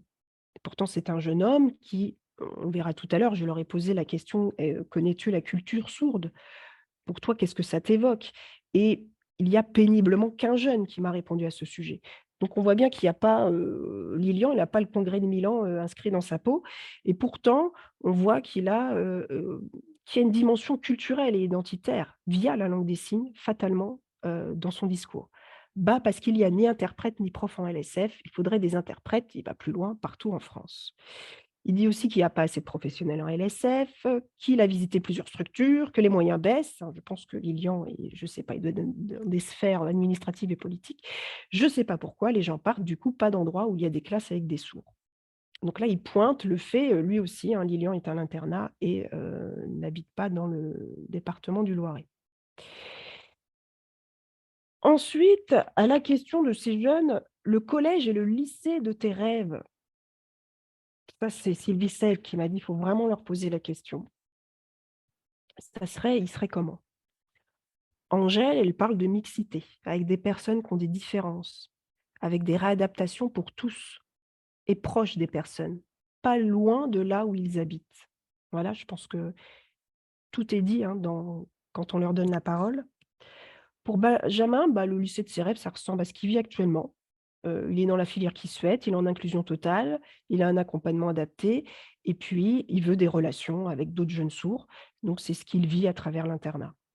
Véronica, qui est interne aussi, décrit ce qu'elle vit, à l'internat, ce qu'elle vit actuellement comme, la scolarité de ses rêves. Paola apparente le collège idéal avec ce qu'elle vit actuellement, mais sans l'éloignement de ce domicile. Ça serait comme ce que je vis là, mais à côté de la maison. Il faudrait, à côté de la maison, un professeur spécialisé et d'autres élèves sourds.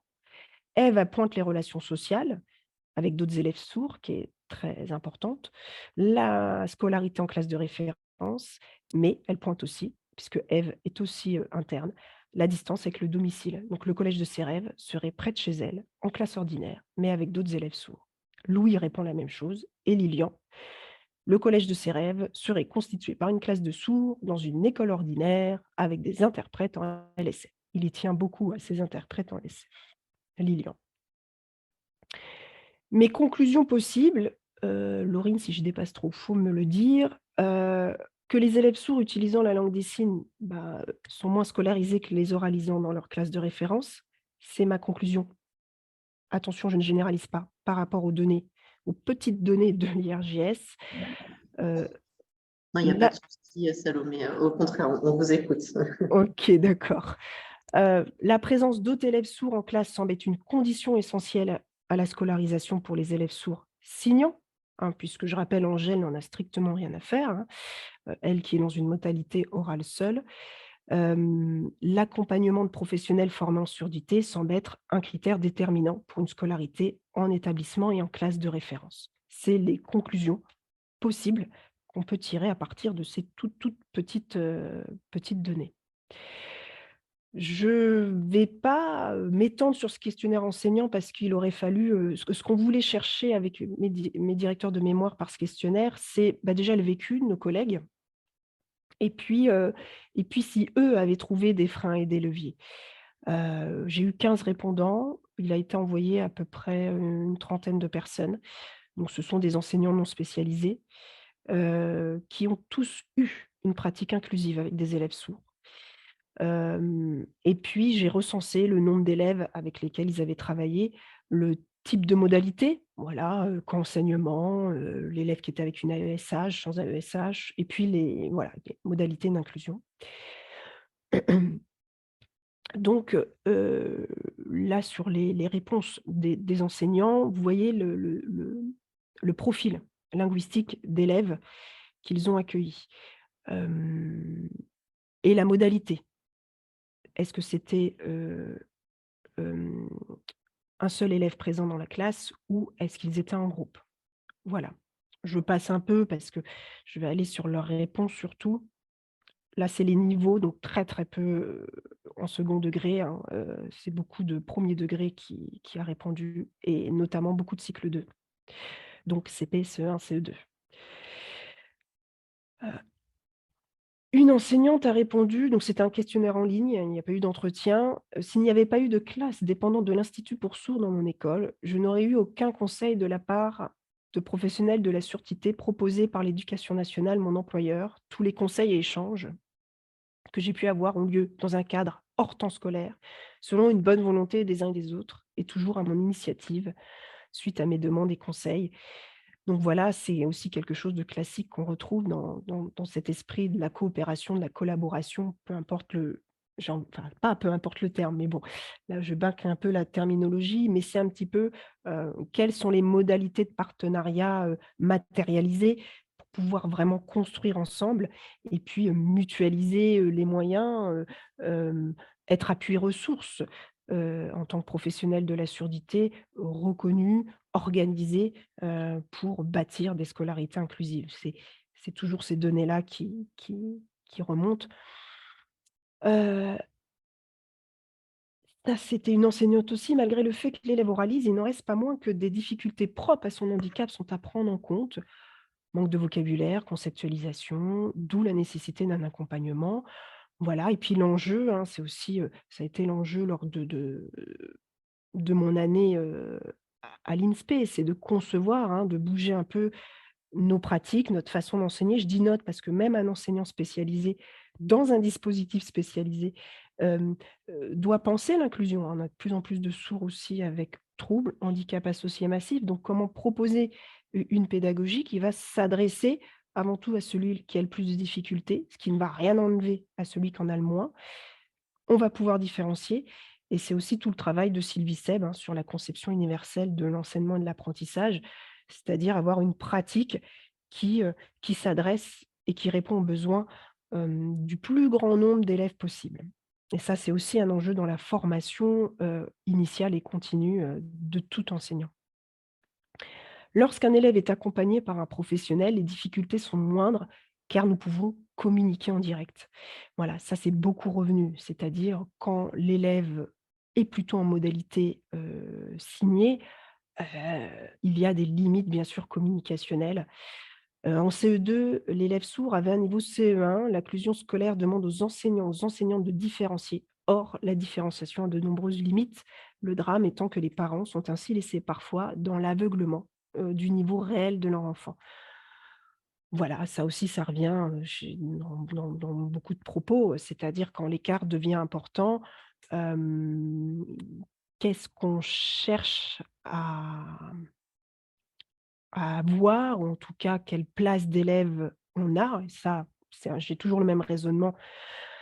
Il faut le demander à l'élève sourd déjà, quand l'écart se creuse, voilà, quand l'écart se creuse, quelle est la scolarité? Quelles sont les modalités, qui vont permettre d'être cohérent en fait, hein et d'apprendre de façon cohérente.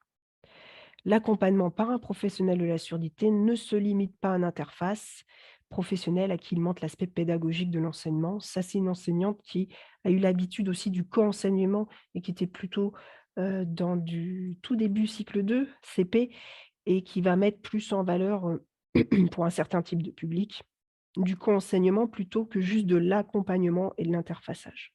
Elle, pour elle, il y avait une plus-value à ce qu'il y ait un autre prof dans la classe.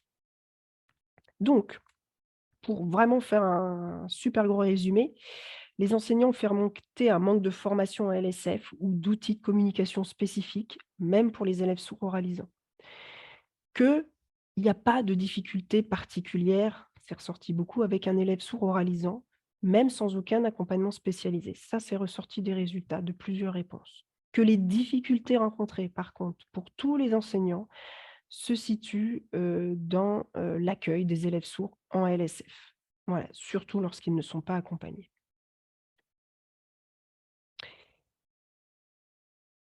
Après, je leur ai posé la question, les leviers, les freins à une scolarité inclusive avec ce public.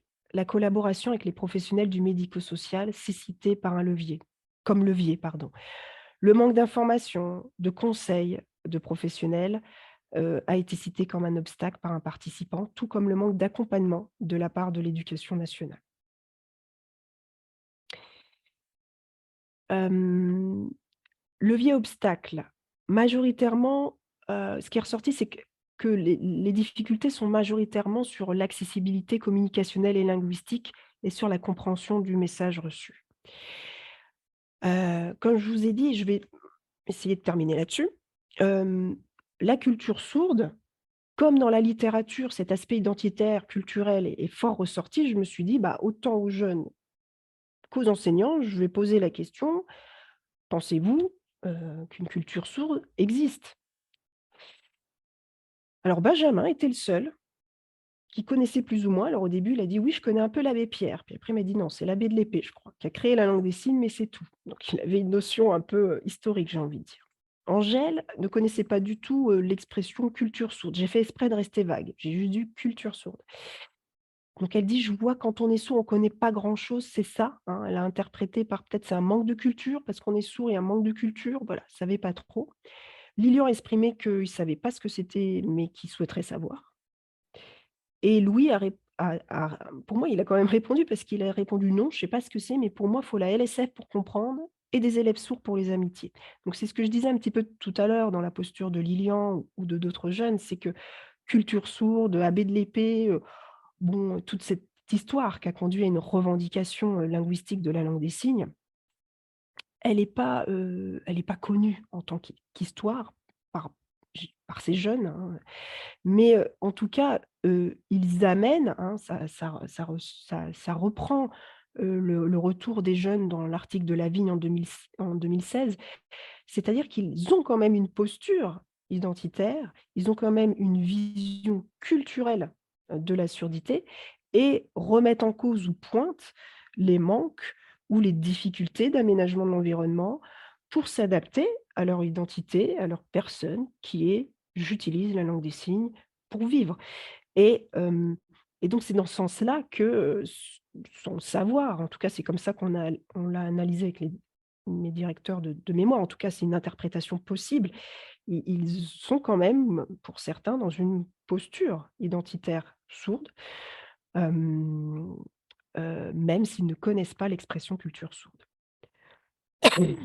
Pardon. Les enseignants, eux, disent, «Le monde des personnes sourdes développe, son propre système. Toutefois, ce système-là n'est pas situé au même plan que celui des entendants. Le monde des sourds découle de celui des entendants. En effet, il doit sans cesse s'adapter». Ça, c'est un enseignant aussi qui a répondu ça.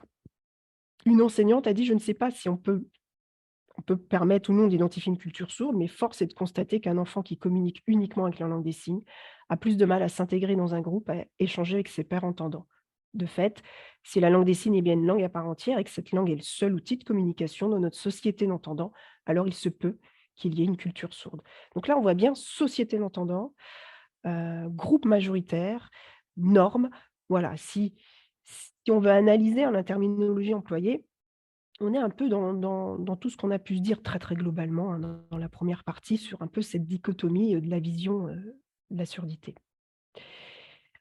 Et d'ailleurs, on emploie le terme entendant parce qu'il y a il y a des sourds et ça me fait penser à Chovanec, j'ai regardé et je le cite dans mon mémoire, une interview 7 à 8, donc un philosophe, écrivain, autiste qui lui décrivait et employait les termes, hein, je crois, de normes entendantes. Il dit: «La société», de normes, sociales, lui dit que la société des non-autistes, alors ça m'a fait rire parce que du coup, je me dis: «La société des non-autistes est une vraie singerie sociale». Et voilà, du coup, cet aspect minorité, majorité, personne avec des particularités qui ne serait pas dans une norme et ça m'a vraiment fait sourire parce qu'on est habitué dans le monde de la surdité à dire sourd, malentendant, même dans le monde des malvoyants, aveugles et là, c'est la première fois que j'entendais, mais parce que voilà, c'est pas ma pratique, spécifique, on va dire, même si on travaille avec des élèves sourds autistes, mais voilà, que la société des non autistes, était une vraie singerie sociale. Bon, ça m'a fait sourire. Ce que je retiens en tout cas, moi dans cette mini recherche, j'ai envie de dire, c'est qu'il y a une histoire et pas un histoire, hein, sociopolitique et linguistique qui est assez inévitable, dans le cas de la surdité qui nous amène forcément à penser un au-delà de la notion de handicap. Une dichotomie, j'ai mis point d'interrogation, parce que je pense qu'il y a vraiment une complémentarité dans cette vision, qui peut sembler dichotomique de la surdité. Que l'enjeu, pour moi réel en tout cas, en tant qu'enseignante de formation, c'est cette construction précoce de langue première, quelle que soit la langue.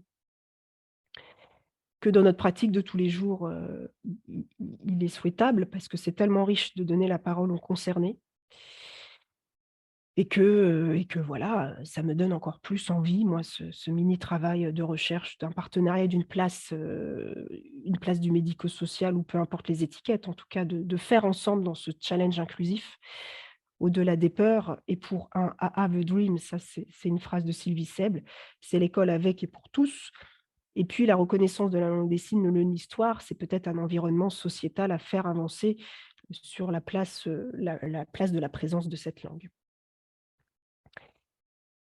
Moi, j'ai été contente, très heureuse de faire ce travail-là, ça m'a déstabilisée. Je suis sortie de mes convictions, ce qui pour moi était nécessaire, surtout avec mes nouvelles missions de chef de service. Je suis contente, j'ai eu vraiment l'impression de faire une table rase, de ce que je pouvais, comprendre des surdités. Voilà, je comprends mieux ce qui nous engage aujourd'hui dans une éducation inclusive et donc j'avais terminé ma soutenance comme ça. C'est un reset positif et nourrissant, pour moi, ce travail. Voilà, je vous remercie de votre écoute. J'ai un petit peu débordé, bâclé certains passages, mais voilà, 15h30. Voilà. Eh bien, merci beaucoup, Salomé Bellemare, pour ce bel exposé et cette plongée vraiment dans la finesse qui a été le cadre en fait, de ce travail de mémoire de recherche. Alors, on va du coup appeler les uns et les autres participants, bien sûr, à venir échanger, à poser vos questions, soit dans l'onglet discussion, soit dans l'onglet Q et R qui correspond questions-réponses. On y répondra avec plaisir, enfin pas moi, mais du coup, Madame Bellemare. Moi, j'ai peut-être pour commencer une première interrogation qui me vient, c'est que justement, dans une démarche, on va dire, scientifique, donc sur la question, on va dire, pardon, je m'équipique, dans une démarche, on va dire, de recherche scientifique. Comment se situe le travail aujourd'hui et quels sont les axes, on va dire, qui peuvent être des fils tendus pour de nouvelles recherches et ou de nouveaux travaux. En fin de compte, la question ouverte, parce qu'il y en a plusieurs finalement dans votre dernière slide, la question ouverte autour de ce sujet, ce serait plutôt sur quoi de votre point de vue?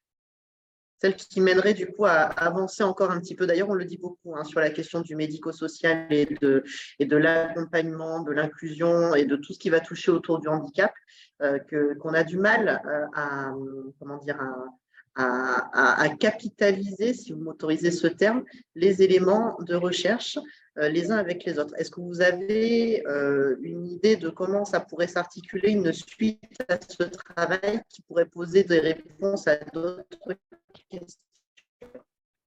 Alors, je pense avoir compris, c'est un petit peu la connexion vers la fin, mais je pense avoir compris. Oui, si j'avais pu, faire une thèse quoi, en fait, je retourne Par un peu exemple, exactement. je retourne un peu la question, je pense à mes collègues aussi qui participent.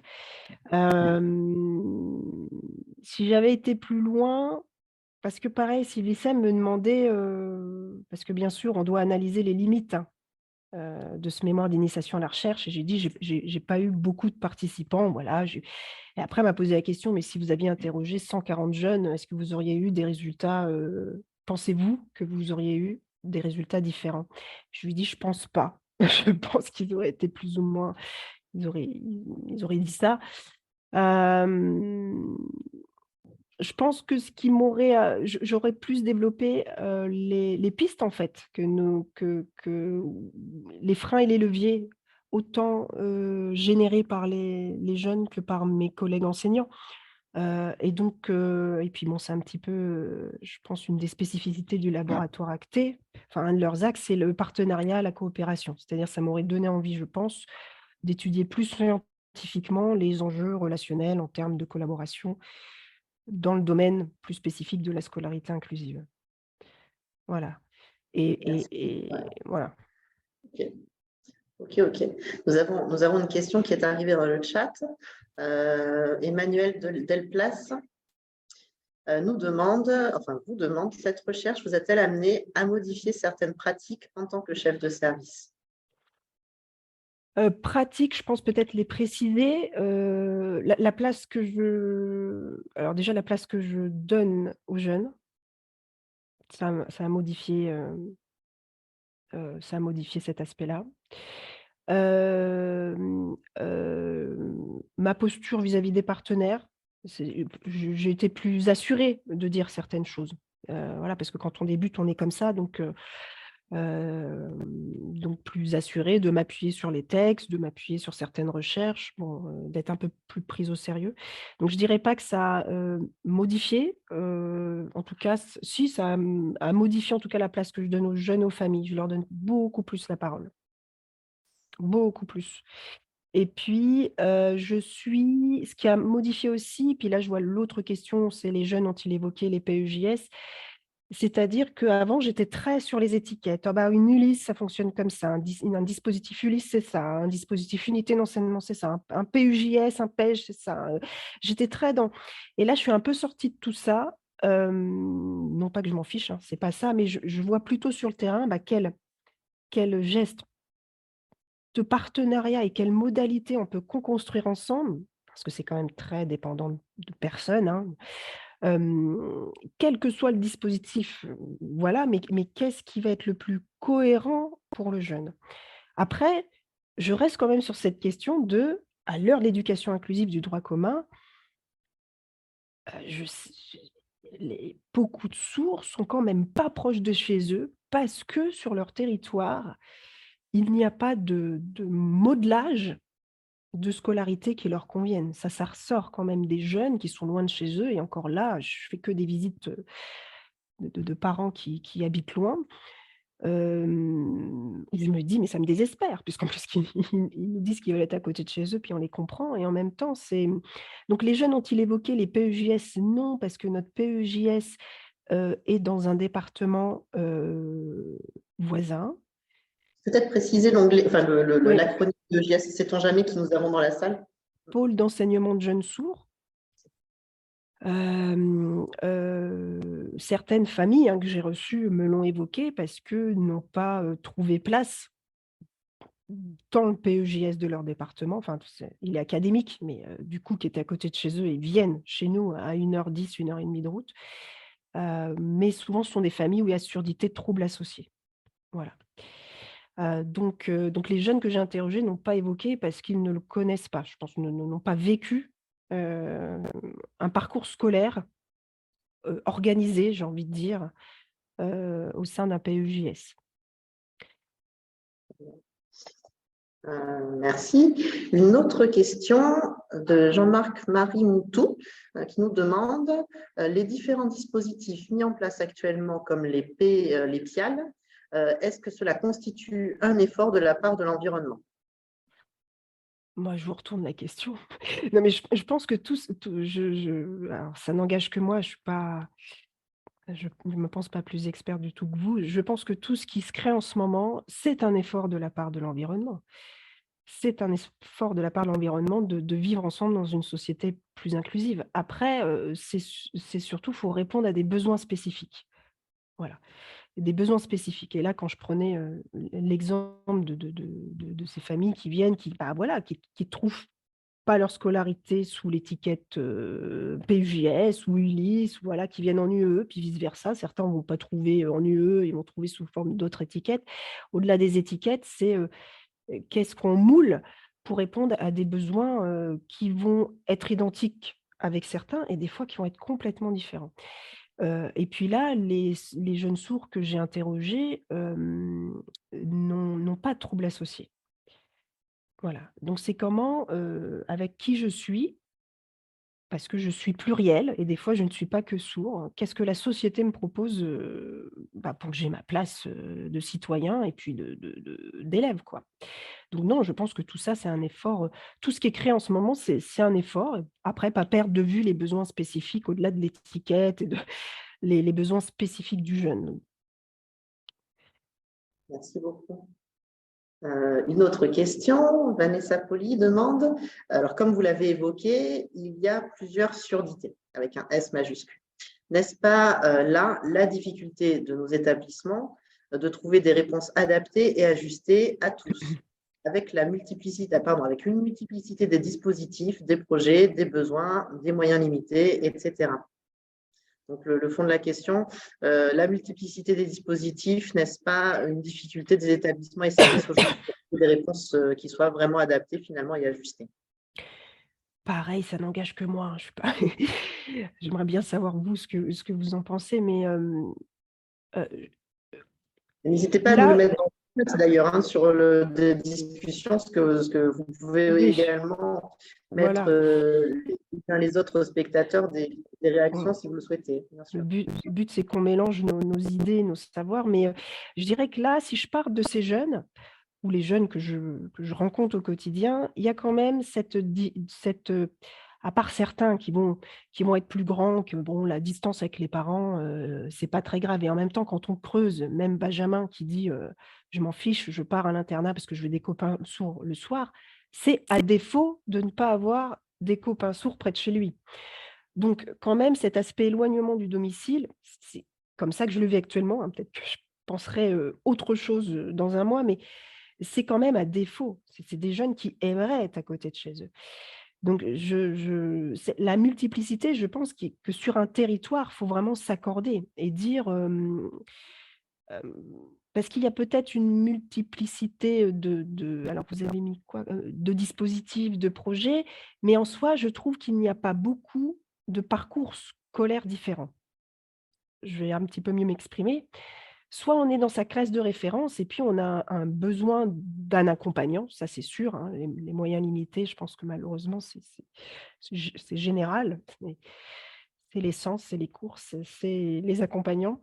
Mais il y a ceux qui sont en scolarité, tout le temps au sein de leur classe de référence, ceux qui sont en établissement ordinaire et où il faut modeler, donc ça peut être l'étiquette Ulysse, PEJS, mais en tout cas, modeler, ça veut dire modeler pour un très grand nombre.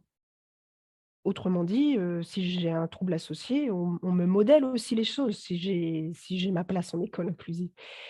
Et puis après, on va peut-être, c'est comme ça que ça se passe pour l'instant les RGS, de l'handicap associé très lourd ou des ruptures vraiment qui fait qu'il y a un «retour» entre guillemets entre les murs. Et puis un écart qui se creuse entre le niveau, scolaire suivi, hein.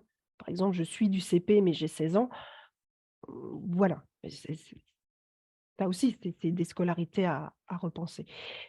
Je sais pas, j'ai tourné autour du pot, Vanessa Poli, de la question, mais effectivement, il faut s'accorder. En tout cas, c'est sûr qu'il faut s'accorder. Hem, Moi, ce qui me met très à l'aise à l'IRJS et à Tandem, c'est que jusqu'à aujourd'hui, quand on accueille un jeune, on regarde ses besoins et il y a pas de parce que c'est ça qu'il faut changer. Vous ne convenez pas à ce que nous avons.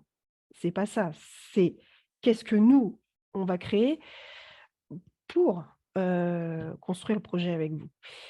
Parce que j'ai l'impression, c'est surtout en plus là j'enchaîne un peu des rencontres avec des nouvelles familles, ils se retrouvent encore face à des réponses de: «Ah votre enfant, il convient pas vraiment à ce qu'on a». Et c'est l'enjeu, hein, je pense d'une société plus inclusive, c'est qu'ils devraient plus entendre ça. Mais effectivement, là, je suis peut-être dans un aveuglim, effectivement, il faut des moyens, faut des projets. En tout cas, je pense que ce qu'il faut, c'est un cadre par territoire, de dispositifs, les plus souples possibles. Dans la pratique de l'unité d'enseignement externalisée ici à l'IRJS, et c'est pas moi qui le dis parce que c'est encore un papa qui me l'a dit hier, donc je me décentre. C'est ça que ça a changé ce mémoire, c'est que je m'attribue plus des pensées. Je me dis: «Je vais vraiment partir du terrain, et être la plus objective possible». Un papa me disait: «Mais ce qui est super, c'est que c'est super souple». Ils peuvent aller plus ou moins en classe de référence, ils peuvent voilà, on peut tester des choses, il y a des allers-retours qui sont pas vécus comme des échecs. Lui, voilà, mais après, c'est pas parce que c'est l'étiquette UE, ça pourrait être une étiquette Ulysse, PEJS. Bon, je sais pas si c'était très précis ma réponse. Ça a le mérite au moins de poser le débat et d'en discuter. Une autre question, Emmanuel Paris, nous dit: dans le contexte où l'école doit être inclusive et les enseignements accessibles à tous, dans vos projets d'accompagnement qui financent les interfaces en LSF ou les codeuses LFPC, cela limite-t-il ces interactions en nombre d'heures par jeune? Il faut la lire Alors deux fois. oui, Cela limite-t-il les alors interactions en nombre d'heures par jeune, ouais, dans les projets d'accompagnement qui financent les interfaces et les codeuses? les interfaces, nous, ce sont des professionnels salariés. C'est-à-dire que moi, je suis chef de service de l'équipe pédagogique et dans l'équipe pédagogique, il y a, enseignants de LSF, enseignants spécialisés, enseignants et interface de communication.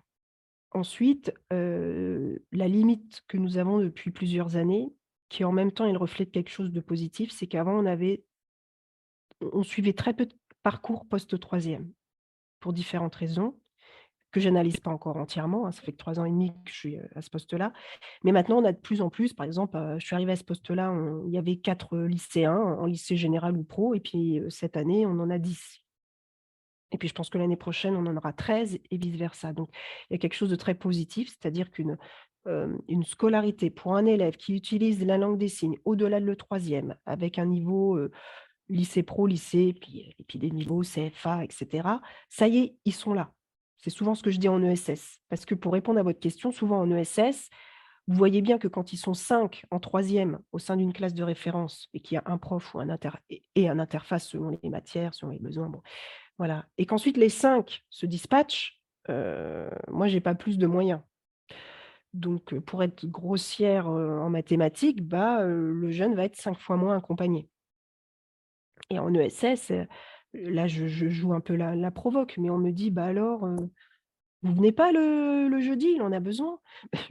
Et puis moi gentiment parce que je m'entends bien avec mes partenaires, mais je leur dis: «Bah alors l'éducation nationale, vous fournissez pas d'interface en LSF?» C'est-à-dire que voilà, ça y est, ils y sont, pour résumer, sur notre territoire, les élèves, au second degré, utilisant la langue des signes, ils sont ça y est, ils sont en seconde, ils sont en première année de CAP, ils sont en lycée pro, enfin, ils sont là. Nous, on n'a pas les moyens, de les accompagner à hauteur de leurs besoins. Ça, c'est clairement, travailler avec les jeunes et les familles, dès le collège pour qu'ils se préparent.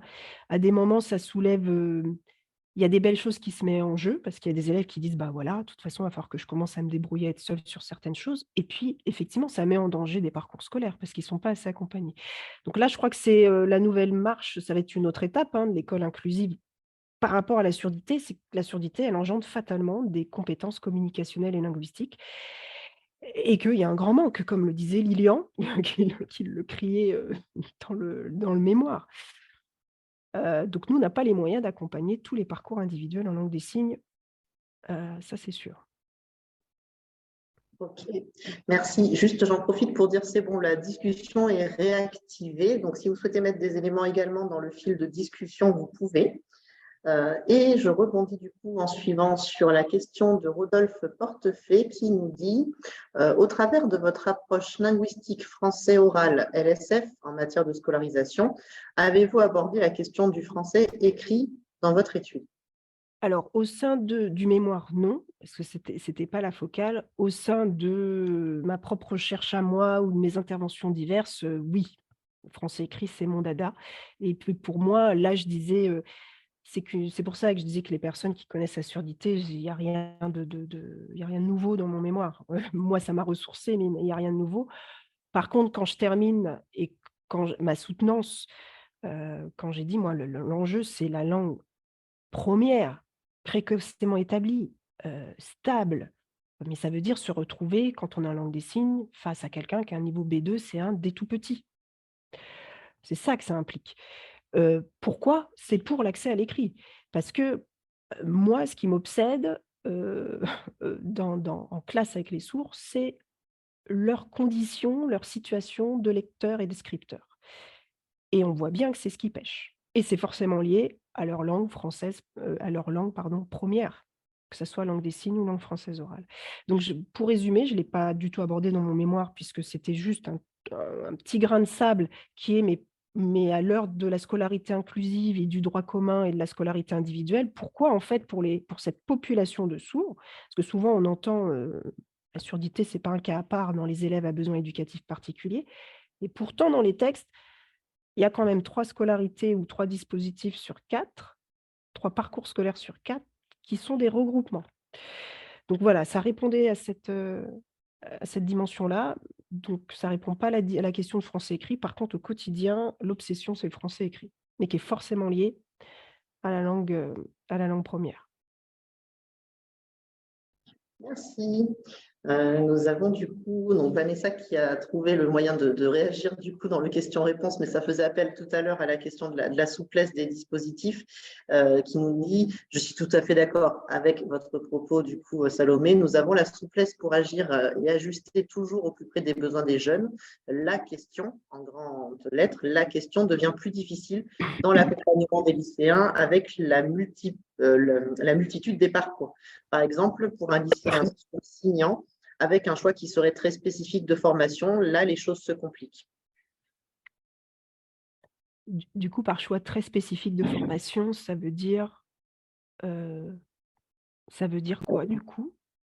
Alors, Vanessa je ne Poli. sais pas, oui, elle va nous dire, est-ce que c'est pas comment dire, la disparité en fait de plusieurs élèves qui n'auraient pas le même enseignement et du coup, cette question du regroupement n'est plus vraiment possible, plus on Ah oui, avance. oui, oui, bien sûr. Bah, nous, fatalement, il y a, à l'heure actuelle, enfin depuis, 2005, je suis à l'IRJS et j'ai jamais vu 2 lycéens dans la même classe. Alors déjà au début, il y avait pas beaucoup de lycéens, mais non, ils sont fatalement dans un choix individuel et c'est ce que je disais tout à l'heure, c'est que, bah, quand ils sont 5 et puis qu'après ils sont un, super parce qu'ils y sont, mais nos moyens se divisent par 5 aussi. Ouais, je crois que c'était ça l'objet Ouais, de la et réflexion. je suis tout à fait Et elle d'accord, précise dans la petite, voilà, elle précise oui, oui, c'est ça. oui, Formation, oui, en l'occurrence en lycée formation pro, mais c'était bien le sujet. oui, Très oui bien. et c'est bien, moi, c'est quelque chose qui me tracasse du coup, c'est l'aspect pointé par Vanessa Poli. Très bien. Est-ce que nous avons d'autres questions? On va laisser passer quelques secondes. Est-ce qu'il y a d'autres questions ou d'autres réactions? Ah oui, Laurent Jacquier nous fait un petit mot juste un mot pour vous remercier de cette intervention fort intéressante, mais je suis obligée de vous quitter. Eh bien, aucun problème. On vous remercie d'être resté jusque-là. Et c'est vrai que je pense que, enfin, en tout cas, les autres spectateurs et moi-même se joignent à vous pour remercier la qualité de l'intervention de Madame Bellemare, bien sûr. Ouais. Merci beaucoup Laurent Jacquier.